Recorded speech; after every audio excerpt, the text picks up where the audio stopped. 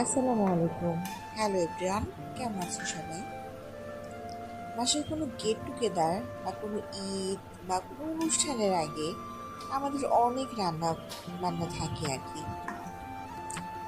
যার কারণে আমাদের অনেক চাপ পড়ে যায়। আহ, এই সময়টা আমি চেষ্টা করি যে কিছু কাজ আগায় রাখার। তো তার মধ্যে এই বেরেস্তা তৈরি করে রাখাটা একটা অন্যতম কাজ আমি মনে করি।